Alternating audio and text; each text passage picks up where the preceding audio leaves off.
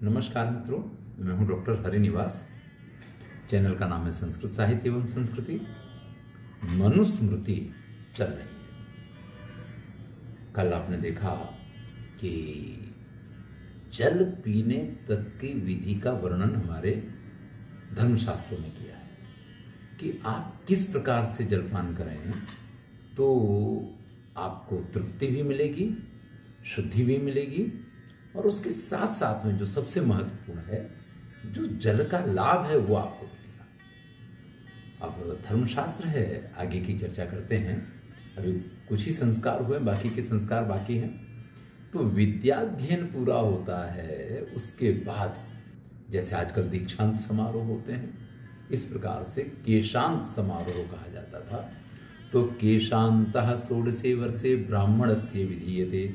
जो ब्राह्मण है उसका केशांत संस्कार 16वें वर्ष में किया जाएगा। जो क्षत्रिय है राजन्य बबंधो द्वाविंशे, और राजा को यानी क्षत्रिय को वो 22वें वर्ष में, वैश्यस्य द्वय अधिके तथा, और उससे 2 वर्ष अधिक यानी 24 वर्ष में वैश्य का ये केशांत संस्कार होगा। अब समझिए केशांत संस्कार क्या है।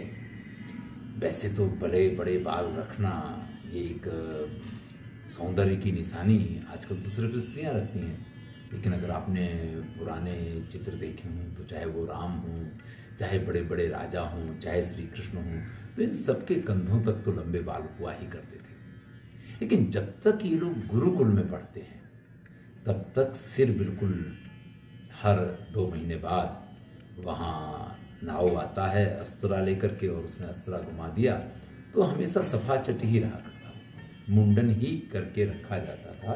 खाली गोखुर जितनी बड़ी चोटी उनके पीछे हुआ करती, इसके अलावा बाल नहीं होते थे। इसका एक सबसे बड़ा कारण है कि बाल हैं तो आपको शीशा देखना पड़ेगा, क्योंकि उनको बनाना पड़ेगा, उनको व्यवस्थित करना पड़ेगा।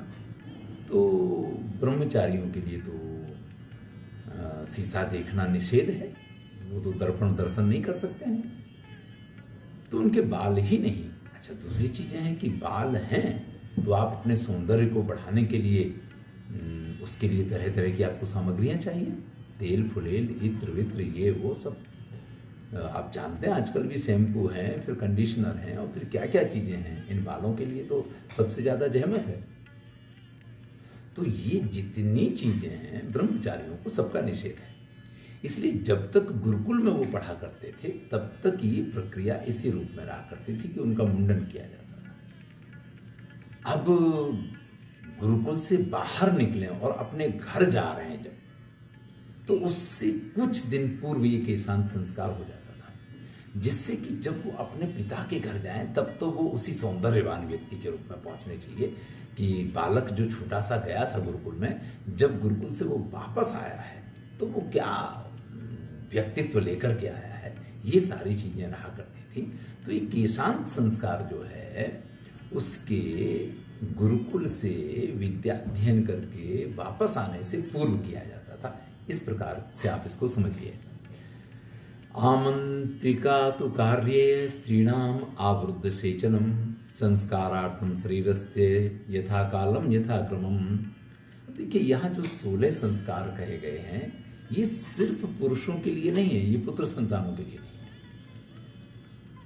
स्त्रियों के भी जन्म से लेके वृद्धावस्था तक के या मृत्यु पर्यंत जितने भी हैं, अशेषता कहा है, सभी संस्कारार्थम शरीरस्य यथा कालम यथा क्रमम। यथा काल जैसे यहाँ पे समय कहा गया है कि 12 वर्षे या 11 वर्षे या 12 दिने षष्ठ मासे, जो कुछ यहाँ पुरुषों के लिए कहा गया है वही सारी चीजें, यानी संतान मात्र के ये 16 संस्कार होने चाहिए। धीरे धीरे समाज में ये विडंबना फैली कि भाई बालक अगर पुत्र संतान है तो उसके 16 संस्कार होने चाहिए, और अगर स्त्री संतान है तो उसके संस्कारों की आवश्यकता नहीं है। लेकिन ऐसा नहीं है। मनुस्मृति स्पष्ट कहती है यथा कालम यथा क्रमम स्त्रीणाम आवृद्ध शेषता। 66वां श्लोक है, आप मनुस्मृति उठा के देख सकते हैं। लेकिन कुछ बात इसमें ऐसी कही गई है कि अमंत्रिका तो कार्य, यानी उनके संस्कारों में मंत्रों की आवश्यकता नहीं है। यानी आपने एक अंतर खड़ा किया पुरुष संतान और स्त्री संतान के बीच में, कि पुरुष संतान के संस्कार अगर आप करते हैं तो मंत्रों के साथ करेंगे, और स्त्री संतान है तो उसके संस्कारों में मंत्रों की आवश्यकता नहीं है। इसका मतलब ये हुआ कि पुरुष संतान के संस्कार करने के लिए आपको अपने पुरोहित और ब्राह्मण को बुलाना पड़ेगा, और अगर आप स्त्री संतान का संस्कार कर रहे हैं तो आपको उनको बुलाने की जरूरत नहीं है, लेकिन विधियां सारी वही की वही होती है। वास्तविकता जब इसका अध्ययन करते हैं तो ऐसा लगता है कि किसी ने कुछ इसमें चेंज किया है, क्योंकि मनुस्मृति ने जब ये कहा है कि स्त्रियों की भी यथा काल, यथा समय, यथा क्रम सारे संस्कार होने चाहिए, तो उसमें अमांत्रिक और मांत्रिक का प्रश्न कहां से खड़ा होता है? क्योंकि जब संस्कारों में मंत्रों का ही महत्व बताया गया है, तो फिर अगर आप मंत्र ही नहीं पढ़ते तो संस्कार नहीं होंगे, या उनको आप संस्कार की कक्षा में नहीं रख सकते हैं। वैवाहिको विधि स्त्रीणाम संस्कारो वैदिका संतान, लेकिन विवाह संस्कार जो है वो वैदिक विधि विधान से ही होगा स्त्रियों का। मैं तो ये कहता हूं कि सारे संस्कार ही वैदिक विधि विधान से ही होने चाहिए। ये कुछ प्रक्षिप्त बातें अगर उसके अंदर आई हैं तो उनका हमें खंडन करना चाहिए, और एक योग्य व्यक्ति के रूप में उन चीजों को हमें बाहर करना चाहिए जो मनुस्मृति में प्रक्षिप्त हुई। यानी जैसे पुत्र संतान के संस्कार होने हैं उसी प्रकार स्त्री संतान के संस्कार होने हैं। पुत्र संतान का भी विवाह होगा तो वेद मंत्रों का उच्चारण होगा, और स्त्री का भी विवाह होगा तो वेद मंत्रों का उच्चारण होगा। यही है पति सेवा गुरु वासु ग्रहार्थो अग्नि परिक्रिया। अब देखिए ये कुछ अंतर जरूर है कि अगर पुरुष है तो उसको व्यवसाय वगैरह करना है, व्यापार करना है, लेकिन उस समय स्त्रियों के लिए ये चीजें आवश्यक नहीं हुआ करती। दोनों की शारीरिक संरचनाएं अलग अलग हैं, दोनों की कुछ जरूरतें अलग अलग हैं। उस अनुसार, क्योंकि आज की तरह रेस के घोड़े तो थे नहीं सब लोग कि रेस में दौड़ रहे हैं, आप भी दौड़िए हम भी दौड़ें और हम दोनों दौड़ेंगे तो शायद एक मंजिल तक पहुंच पाएंगे। लेकिन वो मंजिल कौन सी है वो ना तो किसी स्त्री को पता है, ना किसी पुरुष को पता है, ना उनके माता पिता को पता है जो उनको उस रेस में दौड़ा रहे हैं, जो उनसे कहते हैं कि अगर आप पहला क्रम नहीं लेके आएंगे तो हमारी नाक कट जाएगी। उन लोगों को भी नहीं पता है कि इनको वो किस रेस में दौड़ा रहे हैं। देखिए मैं आपको एक उदाहरण देता हूं। अगर कोई पिता ये चाहता कि उसका पुत्र जो है वो डॉक्टर बनना चाहिए, आप डॉक्टर अगर हैं तो ये आपका विचार है तो अच्छी बात है, क्योंकि बहुत सारे संस्कार आपके पुत्र को आपके पास से मिल गए होंगे। लेकिन अगर आप डॉक्टर नहीं और उसको डॉक्टर बनाना चाहते हैं, बेशक बनाइए, ये आपका अधिकार है, आपका पुत्र है, आपकी संतान है, लेकिन उसको रेस में दौड़ा के मत बनाइए कि नहीं अगर तुम पहला नंबर नहीं लाते हो तो सब बेकार है। मान लीजिए वो एक डॉक्टर बन भी गया तो उसके बाद क्या होगा? उसने जो कुछ पढ़ा है उसको इम्प्लीमेंट करना है, उसको आगे ले जाना है, उसके पास अपनी हॉस्पिटल नहीं है, फिर आप कहेंगे कि इतना तो कुछ करो बेटा कि अपनी हॉस्पिटल खड़ी करो। और ये रेस जो है जिंदगी में कभी खत्म नहीं होने वाली, क्योंकि जब तक आप उसके ऊपर से अपने अधिकार खत्म करेंगे, जब तक पिता उसको रेस में दौड़ना सिखाता रहेगा कि दौड़ते रहो दौड़ते रहो दौड़ते रहो, तब तक तो वो दौड़ता रहेगा। लेकिन जिस दिन पिता उससे कहना बंद करेगा, यानी उसको लगेगा कि अब तो पुत्र कुछ समझदार हो गया है, तब तक वो खुद पिता बन गया होगा और वो अपने पुत्रों को रेस में दौड़ाएगा। और चूंकि वो सारी जिंदगी दौड़ा है इसलिए पुत्रों के लिए अभी भी वो रेस में दौड़ता रहेगा। तो इस जिंदगी में कहीं सुख नहीं है। अगर सुख और शांति चाहिए तो आपको इस चीज को समझना चाहिए कि जीवन में संतोष में ही सबसे बड़ा सुख है। असंतोषा श्रेयो मूलम, ये कहा गया है, महाभारत का वाक्य है कि असंतोष में व्यक्ति का विकास, व्यक्ति की सारी संभावनाएं रही हैं। वो अगर असंतुष्ट है तो वो कुछ करने की क्षमता रखता है, लेकिन अगर वो संतुष्ट हो जाता तो फिर उसको कुछ करने की इच्छा नहीं होती है। ये बात बिल्कुल सही है, लेकिन मेरा ये कहना है कि जिसका कहीं अंत ही नहीं है ऐसी दौड़ में नहीं दौड़ा जाता है।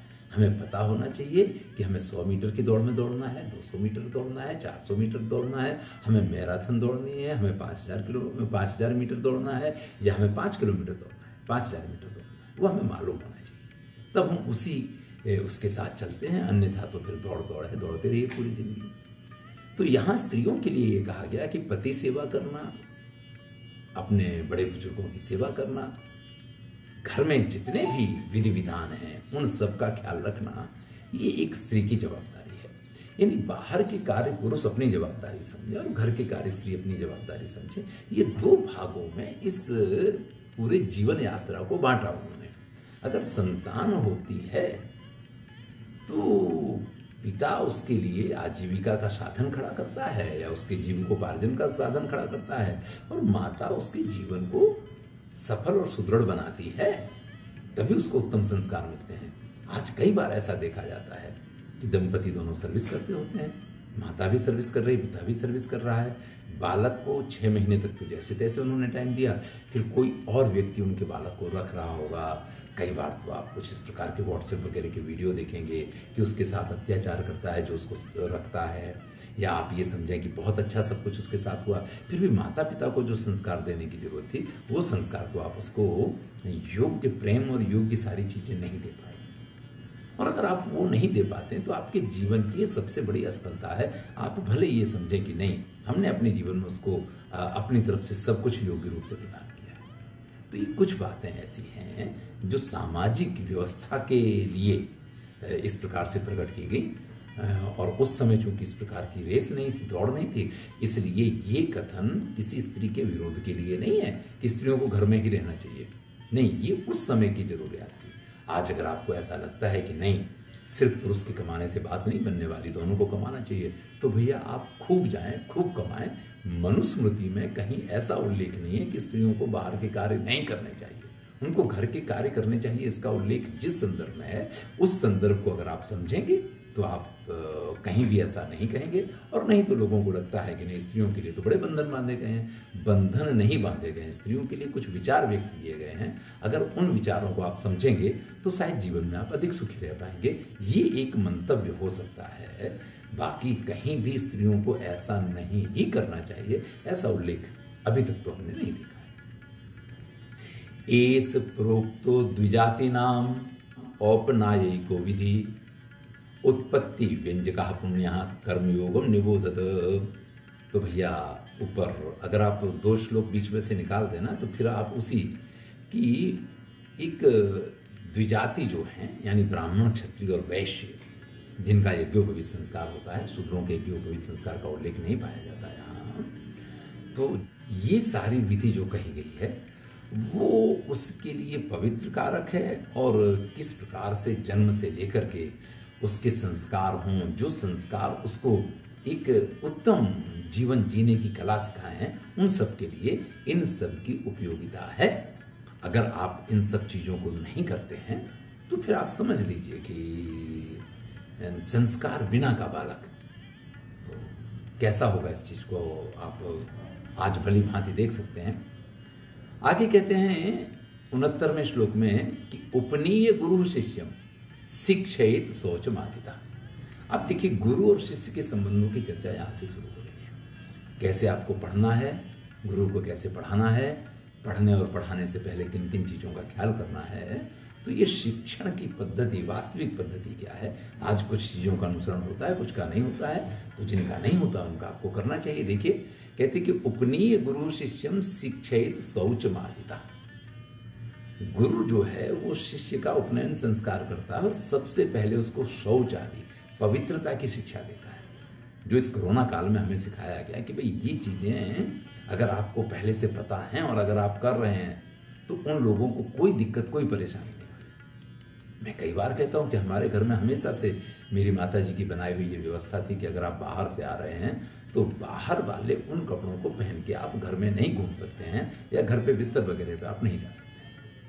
उन कपड़ों को आपको उतार के बाथरूम में टांग देना है, और जो घर के कपड़े हैं उनको पहन के ही आप घर में कार्य करेंगे। या एक जो बाहर का, जिसको आप ड्राइंग रूम कहते हैं या जिसको आप बैठक खंड कहते हैं, वहां तक आप उन कपड़ों में बैठे उठे। बाहर के लोग भी आएंगे तो बैठते उठते हैं, लेकिन उस खंड से अगर आपको अपने बेडरूम में जाना है तो ये व्यवस्था बहुत आवश्यक है कि वहां जाने से पहले आप हाथ मुंह धो के और बिल्कुल स्वच्छ और निर्मल हो जाएं, तभी आप उसके अंदर जाएंगे।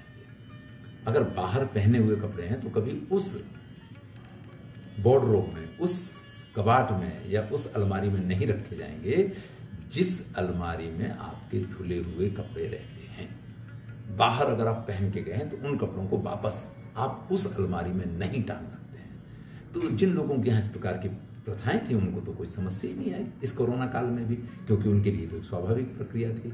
और जिनको नहीं था उनको बहुत कुछ सीखना पड़ा, टीवी पे एडवर्टाइजमेंट कर करके उनको सिखाना पड़ा कि भैया इतनी इतनी देर तक हाथ धो, ऐसे हाथ धो, अगर हाथ नहीं धोगे तो सैनिटाइज करो, कुछ ना कुछ तो करना पड़ेगा।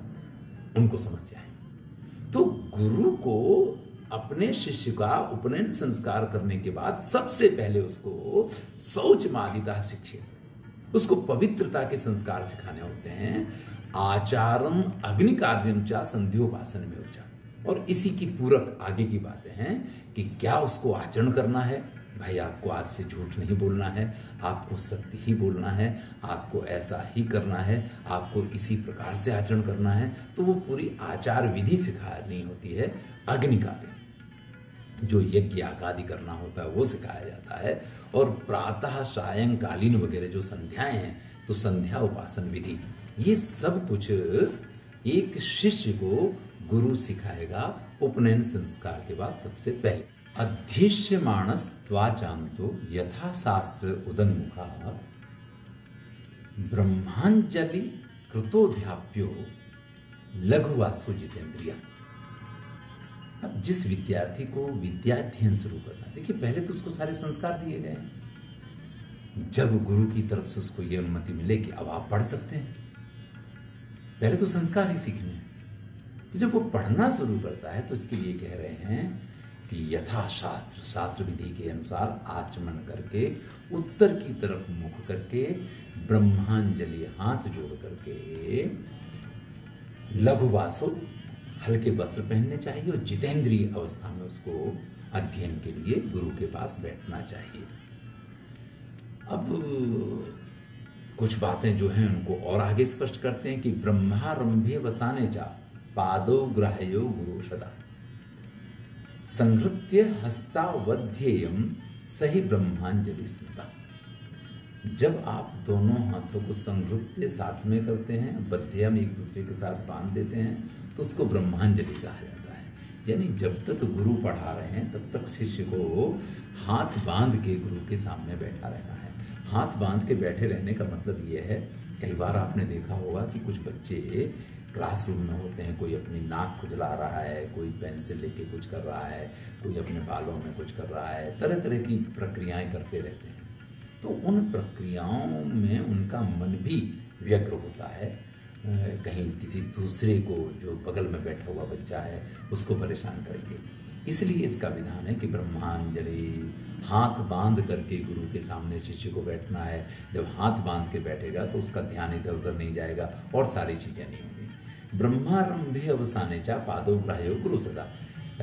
विद्याध्ययन यानी आपका वर्ग, आपका क्लास शुरू होगा उससे पहले और अवसाने जब वर्ग पूर्ण होगा तो दोनों ही स्थिति में पादो ग्राह्यो गुरु सदा, हमेशा गुरु को चरण स्पर्श किया जाएगा। अब चरण स्पर्श करने की पद्धति आपको सिखा रहे हैं कि व्यत्यस्त पाणिना कार्यम उपसंग्रहणम गुरो सव्येन सव्यः स्पृष्टव्यो दक्षिणेन च दक्षिणा। अब तो चलिए वो बात ही खत्म हो गई, लोग बात दूर से ही गुड मॉर्निंग कर लेते हैं, इतना ही बहुत हो गया। हाथ जोड़ने वाली बात भी नहीं आती। बहुत संस्कारी बालक होगा तो गुड मॉर्निंग जरा अपनी छाती पे हाथ रख के कर लेगा, नहीं तो गुड मॉर्निंग सर, ऐसा लगता है कि जैसे गुड मॉर्निंग नहीं हुई, ऊपर से ताना दिया जा रहा है। कई बार तो ऐसी भी स्थिति होती है और कुछ बालक मजाक में ही गुड मॉर्निंग बोलते हैं, ये भी स्थितियाँ पाई जाती हैं। लेकिन यहाँ जो गुरुकुल की पद्धति है उसमें सिखा रहे हैं कि आपका दाहिना हाथ गुरु के दाहिने चरण पे, आपका बायां हाथ गुरु के बाएं चरण पे। यानी सामने जब व्यक्ति बैठा हुआ है तो आपके दाहिनी ओर उसका बायां पैर होगा और आपकी बाईं ओर उसका दाहिना पैर होगा। तो अगर आप सीधे हाथों से चरण स्पर्श कर रहे हैं तो आपका दाहिना हाथ उनके बाएं पैर पे जाएगा और बायां हाथ दाहिने पैर पे जाएगा। इस तरीके से चरण स्पर्श नहीं करना है। चरण स्पर्श करने के टाइम पे व्यत्यस्त पाणिना, ऐसे अपने दोनों हाथों को क्रॉस कीजिए और क्रॉस करने के बाद दाएं हाथ से उनका दायां चरण और बाएं हाथ से बायां चरण, यानी दोनों चरणों का स्पर्श करना। ये भी नहीं चलेगा कि आपने एक हाथ लगाया दोनों पैरों पर, मस्तक पे लगा लिया, इतना भी नहीं है। यानी दोनों ही चरणों को छूना है, लेकिन दाएं हाथ से दायां पैर और बाएं हाथ से बायां पैर छुआ जाना चाहिए। ये है वास्तविक प्रणाम की पद्धति। और ये वर्ग में जाने के समय ये प्रणाम करना है। अब ध्यान दीजिए कि अगर मान लीजिए कि आपके गुरु हैं और वो पालथी मार के बैठे हुए हैं, पद्मासन में बैठे हुए हैं या सिद्धासन में बैठे हुए हैं, तो स्वाभाविक है कि उनका दाहिना चरण बाईं ओर हो जाएगा और बायां चरण दाहिनी ओर हो जाएगा, वो क्रॉस हो जाएंगे चरण। तो ऐसी स्थिति में आपको अपने दोनों हाथ सीधे रखने चाहिए। ये प्रणाम शिष्य को करना है, गुरु को नहीं करना है। गुरु को ये ख्याल नहीं रखना कि वो अपने चरण कैसे रखे, लेकिन शिष्य को ये जरूर ख्याल रखना है कि अपने दाहिने हाथ से गुरु का दाहिना चरण और अपने बाएं हाथ से गुरु का बायां चरण इसका स्पर्श करें। तो अगर गुरु ने पद्मासन लगा रखा है तो आपको अपने हाथ सीधे रखने चाहिए, और गुरु अगर सामने सीधी अवस्था में बैठे हुए हैं तो आपको अपने हाथ क्रॉस करने चाहिए। इस प्रकार से चरण स्पर्श गुरु के किए जाते हैं। अध्येष्यमाणं तु गुरुर नित्य कालम अतंद्रितः अधिस्वभो इति ब्रूयात् विरामोस्पीति चारमेत। भाई गुरु की भी कुछ जवाबदारी है। तो जो शिष्यों को गुरु पढ़ाता है उसको अतंद्रिता, बिल्कुल भी आलस्य नहीं होना चाहिए, और इसके साथ एकदम से गुरु तरोताजा हो, ये बहुत जरूरी है। आलस्य में गुरु हैं और पढ़ाए जा रहे हैं तो कई बार पाठ का ही आनंद नहीं आता, विद्यार्थी को भी कुछ समझ में नहीं आता उसमें। तो गुरु नित्य कालम अतंद्रिता, नियमित पढ़ाना चाहिए और अतंद्रित, आलस्य रहित होकर के पढ़ाना चाहिए। और वर्ग शुरू हो उससे पहले उनको कहना चाहिए अधिस्वभो, भाई चलो अब सब पढ़ना शुरू करते हैं। और जब वर्ग पूरा हो तो आज यहाँ पे हम विराम ले रहे हैं, यहाँ आकर कितना पूर्ण हो रहा है। मैं जब विद्यार्थियों को पढ़ाता हूँ तो वर्ग शुरू होने से पहले ये अवश्य कहता हूँ, तो फिर शुरू करते हैं, आज हम ये पढ़ेंगे, तो उसकी चर्चा करते हैं। और जब पूर्ण होता है तो उससे पहले आज हमने ये पढ़ा है और यहाँ तक पढ़ा है, इस चीज़ को हम पूर्णाहुति के समय पे बोलते हैं। और यही पद्धति यहाँ मनुस्मृति ने इसका उल्लेख किया है। ब्रह्मणा प्रणवम कुर्यात् आदौ अन्ते च सर्वदा। जो ब्राह्मण है उसको वर्ग शुरू होने से पहले और वर्ग शुरू होने के बाद दोनों ही स्थिति में प्रणव यानी ओम का उच्चारण करना चाहिए। सर्वत्यनो कृतम पूर्वम पुरस्ताच्च विषेयते। अगर कोई व्यक्ति योग्य रूप से ओम का उच्चारण करता है तो उसको विद्या का पूरा फल प्राप्त होता है। अब आप कहेंगे कि अगर नहीं करेंगे तो क्या होगा? तो भैया जो आजकल होता है वही होगा। क्या होता है? आप आगे बढ़ते जाते हैं, पीछे का भूलते चले जाते हैं। तो एक जो मनुस्मृति ने कहा उस प्रैक्टिस को करके देख लीजिए कि आप वर्ग प्रारंभ होने से पहले ओम का उच्चारण कीजिए और वर्ग पूर्ण होने के साथ फिर से ओम का उच्चारण कीजिए। संभवतः जो बात कही गई है वो सफल हो जाए। नहीं तो ये तो हो ही रहा है आपके साथ में कि नया पढ़ते जाते हैं और पुराना भूलते जाते हैं। जो आज पढ़ा है वो कल याद नहीं रहता है, और जो हफ्ते भर पहले पढ़ा था वो तो आज याद है ही नहीं। बार बार वही चीज़ें होती हैं, क्योंकि ना तो हमारे यहाँ की पद्धति वो रह गई है और ना ही संस्कार वो रह गए। तो दोनों ही चीज़ों का अभाव जो है ना, वो तो आपको एक रट्टू तोता बना रहा है। इसके अलावा आपके पास विद्या जो होनी चाहिए वो नहीं आ पाती। चलिए, प्राक्कूलान पर्युपासीना पवित्रैश्चैव पाविताः प्राणायामैस्त्रिभिभूता तद ओंकार मरहति। अब ओंकार के उच्चारण का नियम बता रहे हैं कि भाई प्राक कालान पर्युपासीना,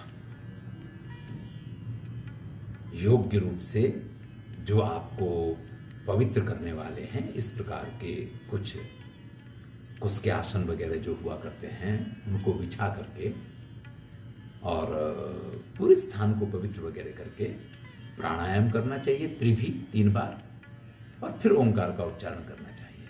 अब इसका अर्थ ये हुआ कि अगर मान लो आपके 4 आज की जैसे लेक्चर चला करते हैं, मान लीजिए आज आपके 4 लेक्चर हैं, तो ये आवश्यक नहीं है कि चारों लेक्चर से पहले आप ओम और ओम करें बाद में।